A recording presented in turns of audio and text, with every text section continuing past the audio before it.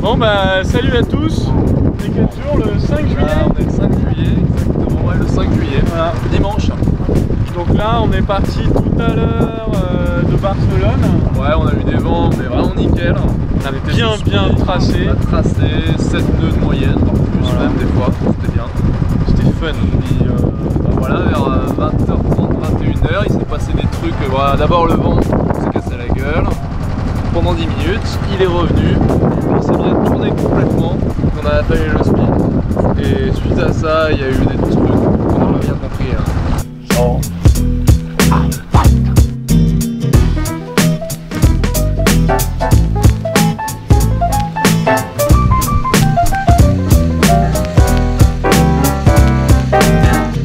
Coucou tout le monde, bah, nous voilà à l'approche de la Corse. On a traversé donc en 3 jours. La première nuit était un petit peu désespérante parce qu'on a fait du moteur et hier on a vu des baleines. C'est une première fois pour tout le monde à bord et là des dauphins au lever de soleil avec la Corse qui apparaît là-bas. C'est assez incroyable. Les dauphins sont apparus vraiment au moment où l'orbe est sorti de l'horizon quoi. Bon bah salut, vendredi 10 juillet sur Carruquerin.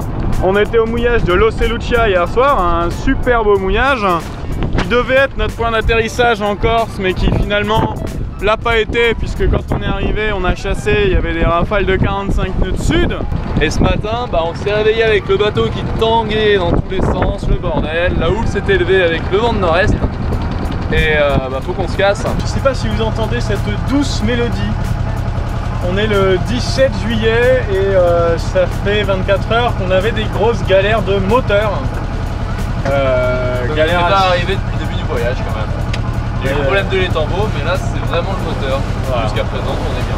Donc là il a même super bien tourné depuis 10 jours, on l'a pas mal utilisé et là hier il marche et tout, on arrive, on prend une bouée, on passe la nuit tranquille et on veut partir dans l'après-midi. Et puis il démarre pas. Et alors voilà, c'est enchaîné une série de chantiers un peu désagréables, du genre vidange d'huile, rodage de soupape, improvisation d'outils qu'on n'a pas à bord, j'en passe et des meilleurs, jusqu'à ce qu'il faille démonter l'échappement et le nettoyer globalement avec les doigts dedans pendant que le moteur tourne. Donc voilà. On s'est retrouvé recouvert de suie, voilà. Tout noir. C'est beaucoup de suie sur notre corps, ce qui n'est pas très bon pour l'hygiène. Donc là, c'est ce doux bruit presque mélodieux. Voilà. Alors on compare. Olivier, tu trouves qu'il est plus grave? Ah, le son est plus arrondi, voilà. Ouais. L'attaque, les pétardements sont moins aigus et moins agressifs dans leur attaque. La percussion s'est assouplie. Voilà. Et c'est très pratique le moteur en Italie parce que depuis qu'on est arrivé, l'anémomètre n'a pas dépassé 10 nœuds. Donc si on veut s'en tenir à notre programme, malheureusement, il faut écouter cette mélodie souvent. Voilà, bah ouais, t'apprends l'italien. On apprend l'italien, ouais. Alors, c'est pas facile. J'ai fait un petit guide, des petites leçons, t'apprends tes conjugaisons, la grammaire. Là j'ai répété pas mal de fois pour apprendre à compter jusqu'à 20, c'est pas évident. De 10 à 20 c'est une galère. Et c'est vachement difficile parce que, bon on va pas dire qu'on a appris l'espagnol, mais on a quand même, pendant 2 mois passé en Espagne, on a assimilé quelques mots de vocabulaire et en italien c'est pas la même chose. Ça se ressemble, mais en fait on confond plus que ça nous a appris en fait. Alors là maintenant on est au Stromboli, vous pouvez voir le volcan juste derrière moi qui est le 2e plus actif au monde.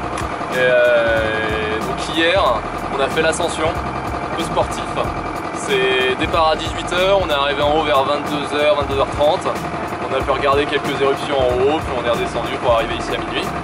Et bon voilà, aujourd'hui pas grand chose de spécial, mais on a quitté le mouillage et là on se dirige vers le pied du volcan. En fait il y a tout un pan du volcan où la lave s'est écoulée et c'est assez magnifique et on n'a pas le droit de mouiller, mais on va pouvoir aller faire un petit tour et on pourra voir les éruptions pendant la nuit et ça risque d'être pas mal.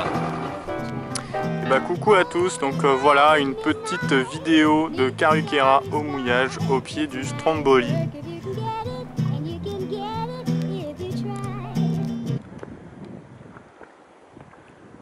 C'est pas dégueulasse.